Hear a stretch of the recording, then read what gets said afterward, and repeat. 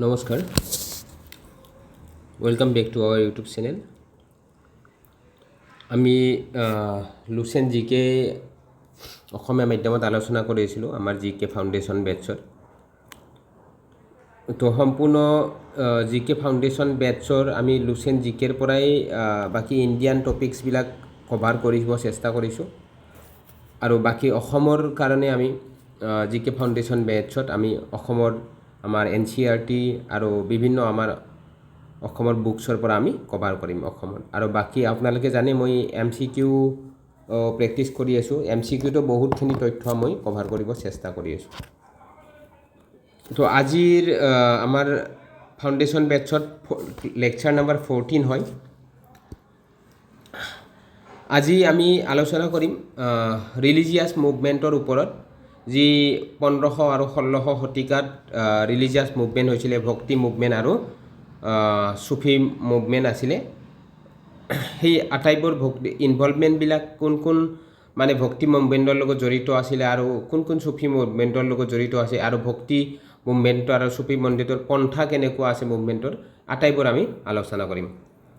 চ' আজিৰ ক্লাছটো আমি আহক আলোচনা কৰোঁ। চ' ভক্তি মুভমেণ্ট আৰম্ভ হৈছিলে 1500 আৰু 1600 শতিকাত। এইটো ধৰ্মীয় আন্দোলন আৰম্ভ হৈছিলে, ভক্তি আন্দোলন। মই ইয়াতে এটা কাম কৰিম, আমিতো ষ্টৰী আকাৰত পঢ়ি যাম, অ'কে। বিকজ ষ্টৰী আকাৰত পঢ়ি গ'লে আমাৰ মনত বেছিকৈ থাকে বা হৃদয়ংগম হয়। কিন্তু আমি যিবিলাক ইম্পৰ্টেণ্ট পইণ্ট হয় সেইবিলাক মই আণ্ডাৰলাইন কৰি যাম, সেইবিলাক আপোনালোকে নোট কৰি যাব। ভক্তি আন্দোলন এই মতবাদৰ ওপৰত আধাৰিত আছিল যে ঈশ্বৰ আৰু মানুহৰ মাজত সম্পৰ্ক কোনো ৰীতি নীতি বা ধৰ্মীয় অনুষ্ঠান পালন কৰাৰ পৰিৱৰ্তে প্ৰেম আৰু উপাসনাৰ জৰিয়তেহে হয়। তো ভক্তি আন্দোলনৰ উদ্দেশ্য আছিল কি, যেতিয়া আগত 1500-1600 শতিকাৰ আগত যিবিলাক ধৰ্মীয় অনুষ্ঠানবিলাক আছিল সেইবিলাক অৰ্থডক্সি আছিলে, কট্টৰতা এটা আছিলে, যে লাইক ব্ৰাহ্মণিজম বেছি প্ৰভাৱ পাইছিলে। তাৰপিছত যেনেকৈ পশু বলি দিয়া, যেনেকৈ আপোনালোকে জানে আমাৰ শ্ৰীমন্ত শংকৰদেৱে অসমত ভক্তি আন্দোলন নৱ বৈষ্ণৱ ধৰ্ম প্ৰচাৰ কৰিছে। কিহৰ এগেইনষ্টত? কৃষ্ণ ভক্তি প্ৰচাৰ কৰিছে, যি মানে কোনো অহিংসা নোহোৱাকৈ আমি ভক্তি যেন কৰিব পাৰোঁ আৰু আমাৰ মন পবিত্ৰ কৰাকৈ নাম কীৰ্তন কৰি কিনে আমি আমাৰ মানে ঈশ্বৰক আমি উপলব্ধি কৰিব পাৰোঁ। সেইটোৱে শ্ৰীমন্ত শংকৰদেৱে আমাক দিছে।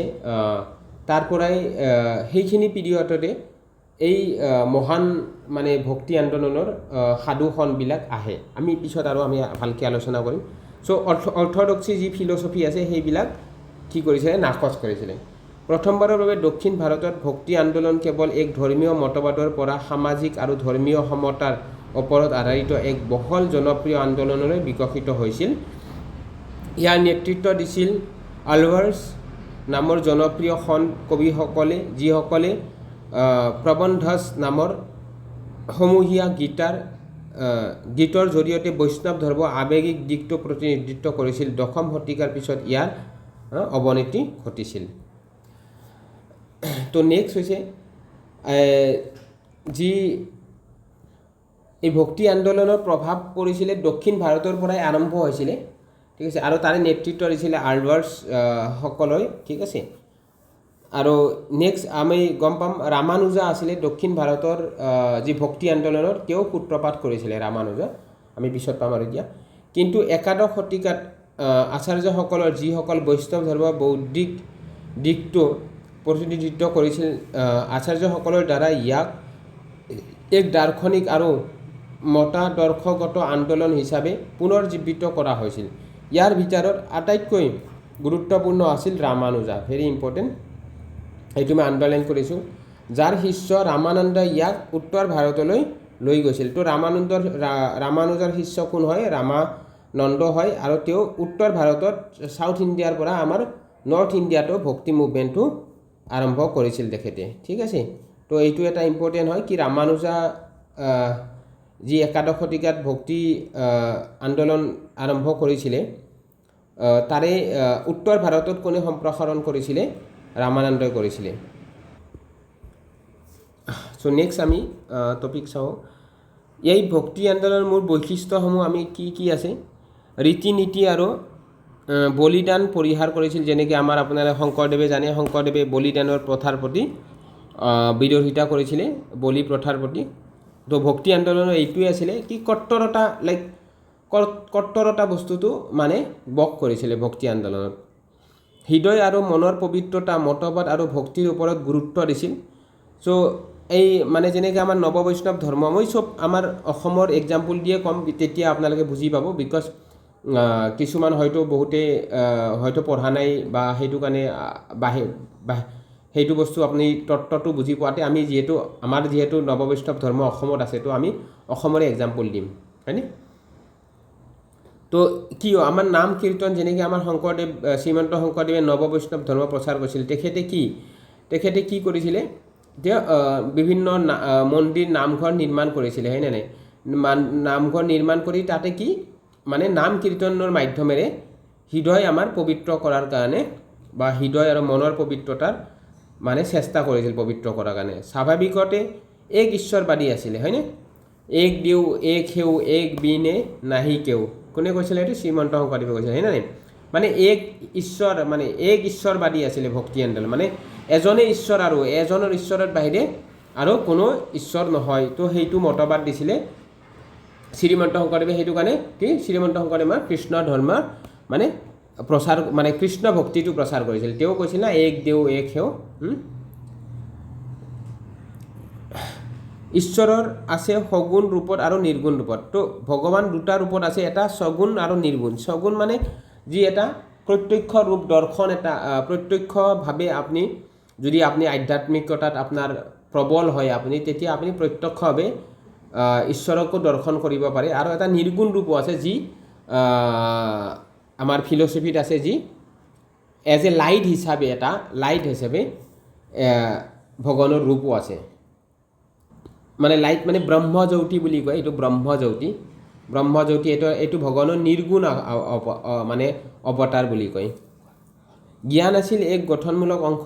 তো আমাৰ বিশেষকৈ যেনেকৈ জ্ঞান মানে কি, আমি বিভিন্ন শাস্ত্ৰৰ মাধ্যমেৰে আমি ভগৱানক উপলব্ধি বা আমাৰ আত্ম উপলব্ধি কৰিব পাৰোঁ, ৰাইট?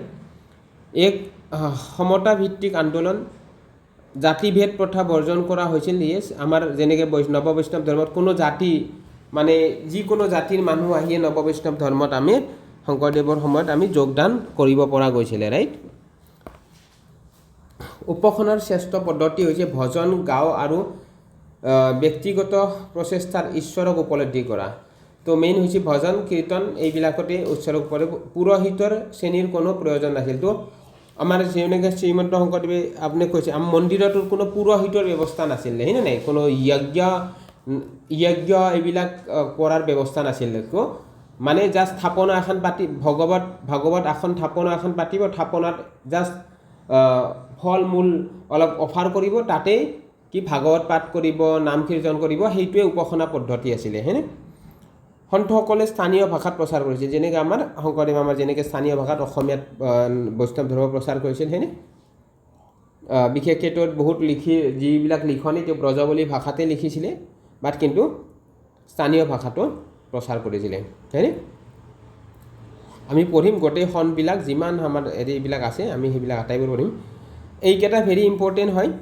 দৰ্শন আৰু প্ৰতিষ্ঠাপক কুৱেশ্যন আহে, কোনটো দৰ্শন কোনে প্ৰতিষ্ঠা কৰিছিলে?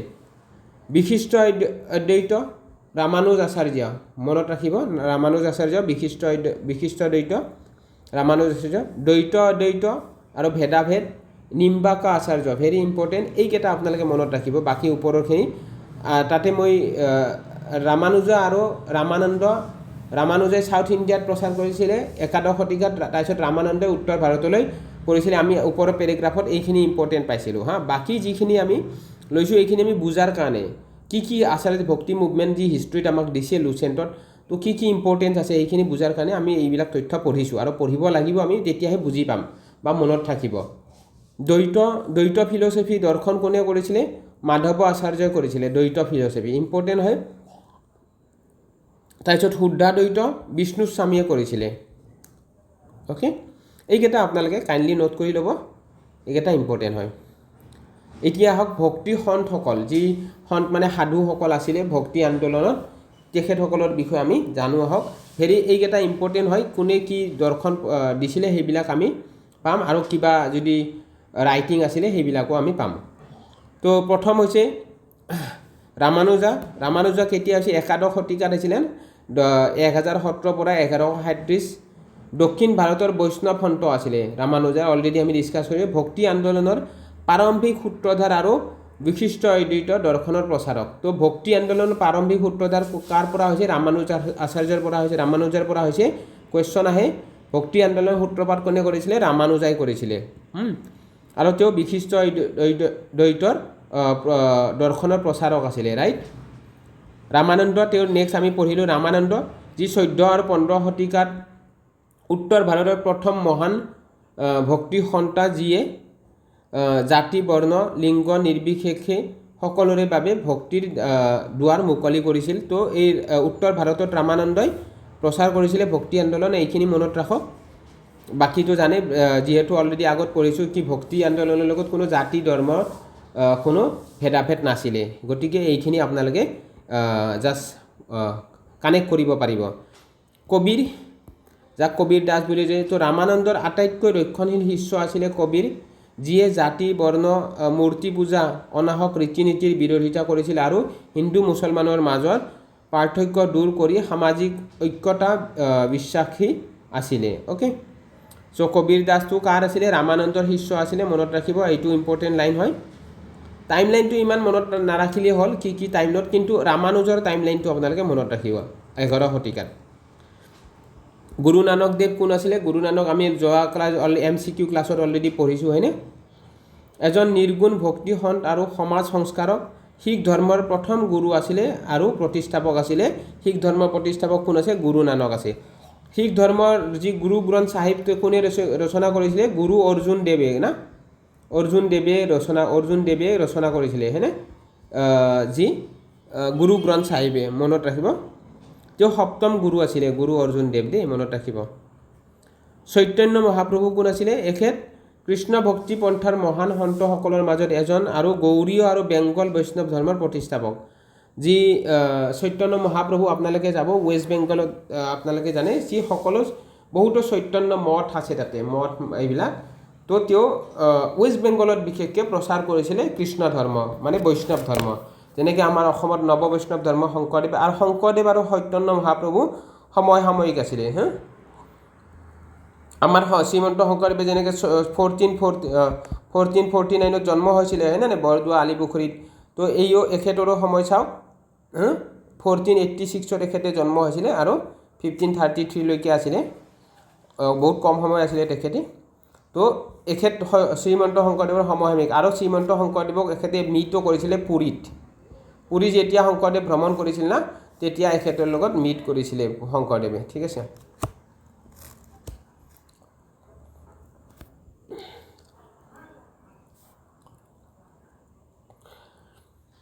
নেক্সট আছে বিদ্যাপতি, যি মৈথিলী খন কবি, যিয়ে ৰাধা কৃষ্ণৰ হাজাৰ হাজাৰ প্ৰেম গীত ৰচনা কৰিছিল। পদবলী কোনে ৰচিছে? বিদ্যাপতি, মনত ৰাখিব দেই, পদাৱলী। তাৰপিছত পুৰন্দৰ দাস, এখেত কৰ্ণাটকৰ আটাইতকৈ আগশাৰীৰ আৰু সৰ্বাধিক ভক্তি সন্ত গীতিকাৰ। তেওঁ আধুনিক কৰ্ণাটক সংগীতৰ ভেটি স্থাপন কৰিছিল বুলি বিশ্বাস কৰা হয় পুৰন্দৰ দাসে। কুৱেশ্যন আহে আমাৰ ষ্টেটিক জিকেৰ ক্ষেত্ৰত এইবিলাক। মীৰাবাই আছে, ভেৰি ইম্পৰ্টেণ্ট, যি মেৰঠৰ ৰাঠৌৰ ৰাজকুমাৰী আৰু মেৱাৰৰ ৰাণা সংগ্ৰামৰ সিংহৰ বোৱাৰী আছিলে, আৰু বৈষ্ণৱ কৃষ্ণ ধৰ্মৰ পন্থৰ আটাইতকৈ সুপৰিচিত মহিলা সন্ত আছিলে মীৰাবাই। মীৰাবাইৰ বহুত ভজন আছে, বহুত বেছি ভিজন আছে। আপুনি বৃন্দাবনত গ'লে বাংকে বিহাৰী মন্দিৰ আপোনালোকে যদি কোনোবাই দেখিছে বা দৰ্শন কৰিছে, মীৰাবাইৰ বহুত ষ্টৰি আছে। মানে বহুত, তেওঁ ৰাজকুমাৰী আছিলে, তথাপি ভগৱানৰ প্ৰতি ইমান ভক্তি, মানে পাগল আছিলে, বহুত লীলা আছে। বল্লভ আচাৰ্য, বৈষ্ণৱ ধৰ্ম কৃষ্ণ ভক্তিৰ পন্থাৰ এজন মহান সন্ত, যিয়ে পুষ্টি মাৰ্গৰ দৰ্শন প্ৰচাৰ কৰিছিলে। বল্লভ আচাৰ্য, মনত ৰাখিব।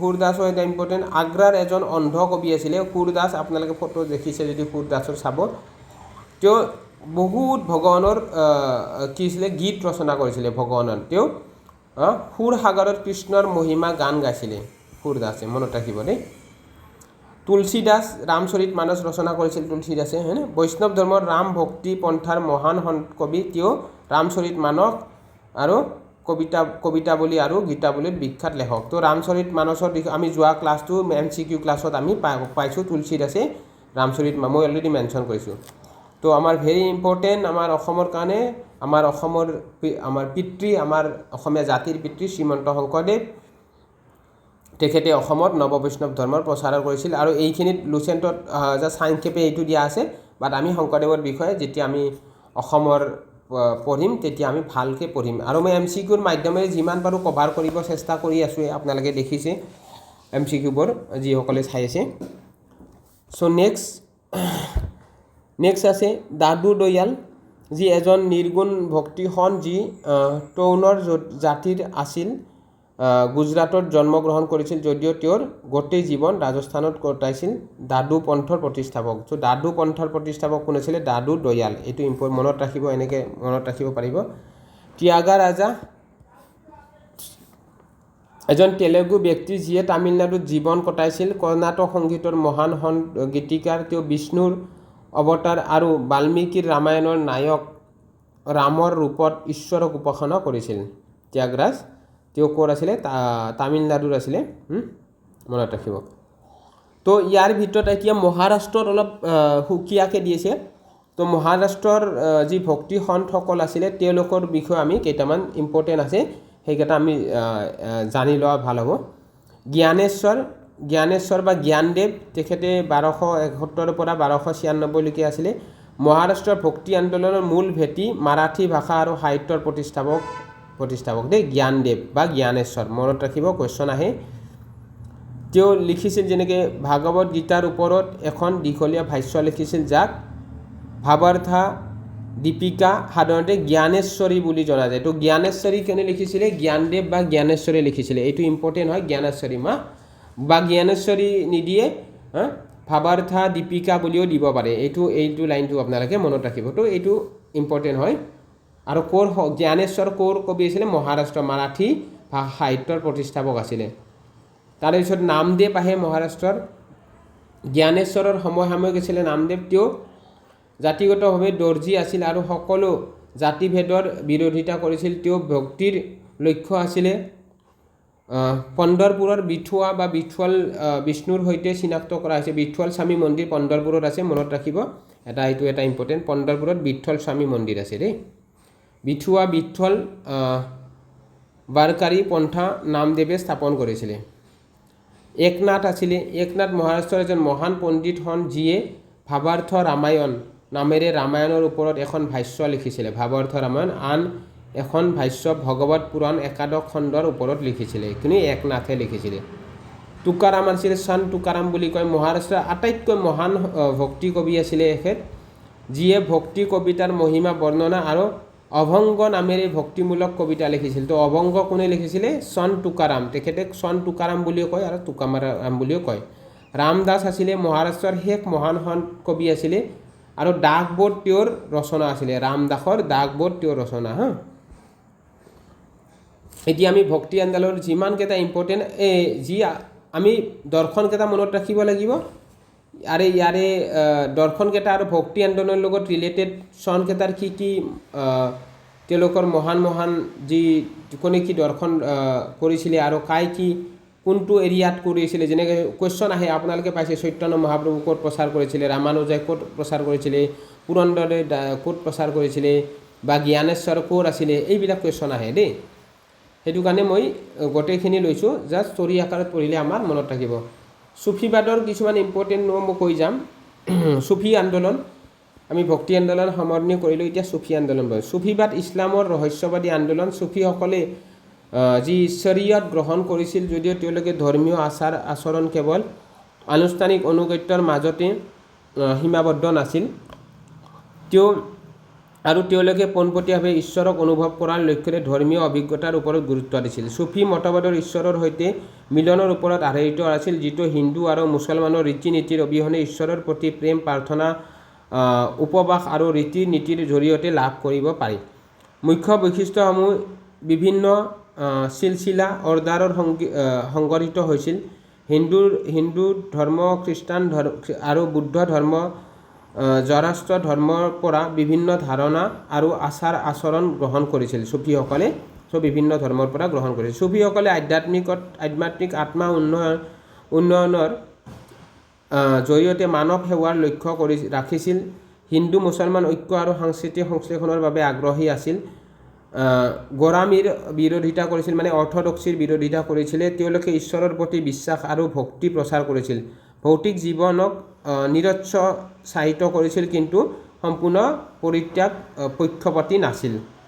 জাষ্ট এইখিনি বুজাৰ কাৰণে দিছোঁ। মই ইম্পৰ্টেণ্ট যিখিনি হয় আপোনালোকক ক'ম। এইকেইটা চুফী সন্তসকলকেইটা এইকেইটা ইম্পৰ্টেণ্ট। এইখিনি জাষ্ট ইন্ট্ৰডাকশ্যন আছিলে। এতিয়া আমি চুফী সন্তসকল কেইটামান ইম্পৰ্টেণ্ট আছে, কুৱেশ্যন আহে। খাজা আলী হুজুৱাৰী 11 শতিকাত দাতাগঞ্জ ৱাক্স নামেৰেও জনা যায়। কাক? খাজা আলী হুজুৰক। এইটো ইম্পৰ্টেণ্ট হয়। ভাৰতত বসতি স্থাপন কৰা প্ৰথম প্ৰসিদ্ধ চুফী সন্ত তো কোন আছিলে? প্ৰথম প্ৰসিদ্ধ খাজা আলী হুজুৱাৰী, যাক দাতাগঞ্জ ৱাক্স বুলিও জনা যায়। তেওঁ ভাৰতত প্ৰথম চুফী সন্ত আছিলে, মনত ৰাখিব। তেওঁ চুফীবাদৰ বিখ্যাত গ্ৰন্থ কশ্বফ উল মাহজুবৰ লেখক আছিলে। কি আছিলে? কশ্বফ উল মাহজুবৰ লেখক কোন আছিলে? খাজা আলী হুজুৱাৰী। আৰু তেওঁ চুফীবাদৰ প্ৰথম প্ৰসিদ্ধ সন্ত আছিলে। শ্বেইখ বাহাউদ্দিন জাকাৰিয়া, যি সোহৰাৱাৰ্ডি অৰ্ডাৰৰ প্ৰতিষ্ঠাপক, যিয়ে মুলতানত ভাৰতত প্ৰথম আগশাৰীৰ খানখা স্থাপন কৰিছিলে।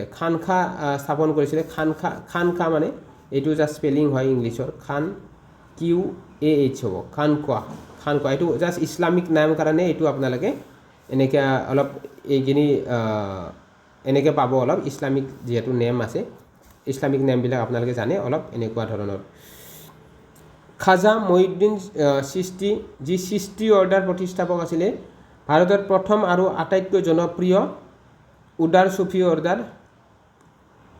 তেওঁ 1206 চনত আশে পাশে আজমেৰত বসতি স্থাপন কৰিছিল। খাজা মঈনুদ্দিন চিস্তি, খাজা আজমেৰক অনুসৰণ কৰা অন্যান্য চিস্তি চুফী সন্তসকল হ'ল যেনেকৈ শ্বেইখ হামিউদ্দিন নৌগৰী, খাজা কুতুবুদ্দিন বখতিয়াৰ কাকি, যাৰ এইটো ইম্পৰ্টেণ্ট, এইটো লাইন ইম্পৰ্টেণ্ট, বাকী ইম্পৰ্টেণ্ট আপোনালোকে মনত ৰাখে। খাজা কুতুবুদ্দিন বখতিয়াৰ কাকি কি হয়? তেওঁৰ স্মৃতিত কি কৈছিলে? ইলতুৎমিছে কুতুব মিনাৰ নিৰ্মাণ কৰিছিলে। কুৱেশ্যন আহে, ইলতুৎমিছে কুতুব মিনাৰ কাৰ স্মৃতিত নিৰ্মাণ কৰিছিলে? খাজা কুতুবুদ্দিন বখতিয়াৰ কাকিৰ সোঁৱৰণত বা নিৰ্মাণ কৰিছিলে, মনত ৰাখিব, বা স্মৃতিত নিৰ্মাণ কৰিছিলে। এইটো ইম্পৰ্টেণ্ট হয়। বাবা ফৰিদুদ্দিন গঞ্জ ই শংকৰ, যাক জনপ্ৰিয়ভাৱে বাবা ফৰিদ বুলি জনা যায়, তেওঁ আজোদাত পাঞ্জাৱত তেওঁ খানখা নিৰ্মাণ কৰিছিল আৰু তেওঁ চুফীবাদৰ প্ৰথম মহান পাঞ্জাবী কবি আছিলে। তো পাঞ্জাবী কবি কোন আছিলে? বাবা ফৰিদুদ্দিন গঞ্জ ই শংকৰ। এইটো এটা ইম্পৰ্টেণ্ট হয়। শ্বেখ নিজামুদ্দিন আউলিয়া। তো শ্বেখ নিজামুদ্দিন আউলিয়া আমি লাষ্ট MCQটো পাইছিলোঁ, যি মেহবুব ই ইলাহী, ঈশ্বৰৰ প্ৰিয়জন, জনপ্ৰিয় উপাধি লাভ কৰিছিল। তো মেহবুব ই ইলাহী কোনে উপাধি লৈছিলে? শ্বেখ মজিদুদ্দিন আউলিয়াই। লাষ্ট আমি কুৱেশ্যন পাইছিলোঁ, আপোনালোকে জানে PYQ প্ৰেক্টিছ কৰি থকাতে আমি।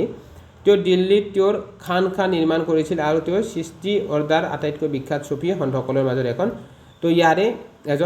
তো ইয়াৰে মেইন ইম্পৰ্টেণ্ট মেহবুব ই ইলাহী কোনে কাক কৈছিলে?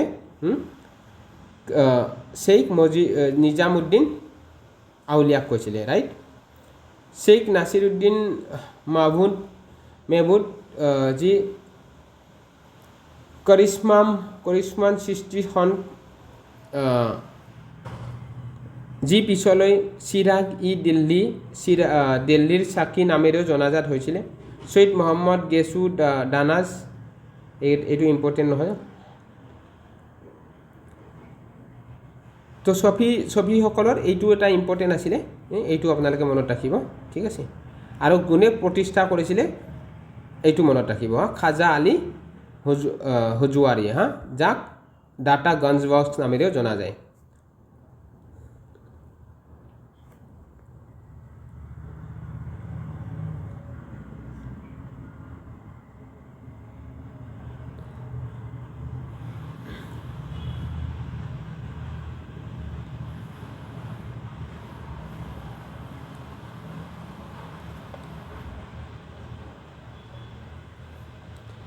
এইখিনি সিমান এটা ইম্পৰ্টেণ্ট নহয় মানে আমি অলৰেডি যিহেতু ইণ্ট্ৰডাকশ্যনত আমি বুজি ল'লোঁ কি হয় চুফি মুভমেণ্ট বা ভক্তি মুভমেণ্ট এতিয়া এইকেইটা ইম্পৰ্টেণ্ট আছে এইটো মই জাষ্ট এইটো পেৰাগ্ৰাফ যদি আপোনালোকে পঢ়িব বিচাৰে পঢ়ি যাব মিউট কৰি দিছোঁ মই অলপ লিটিল বিট ৰখি দিছোঁ আপোনালোকে পঢ়ি ল'ব যদি মন আছে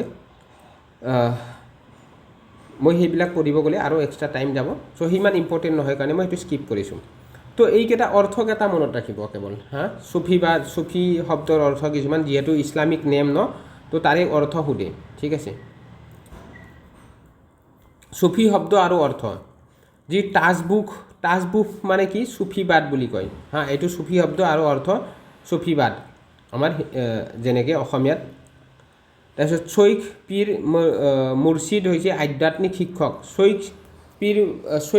শৈখ বা পীৰ বা মুৰ্ছিদক কি বুলি কয় আধ্যাত্মিক শিক্ষক যেনেকৈ আমাক গুৰু বুলি কয় লাইক আমাৰ যেনেকৈ হিন্দুজিয়ামত তো তেনেকৈ ইছলামিক ৱৰ্ল্ডত শ্বেইখ বা পীৰ বা মুৰ্ছিদক কি আধ্যাত্মিক গুৰু বুলি মানে যায় ঠিক আছে মুৰিদক কি হয় শিষ্যক কি বুলি কয় মুৰিদ যেনেকৈ আমাৰ গুৰু শিষ্যক আমাৰ শিষ্য বুলি কয় হয়নে নাই তো চফি শব্দ আছে মুৰিদক শিষ্য বুলি কয় তাৰপিছত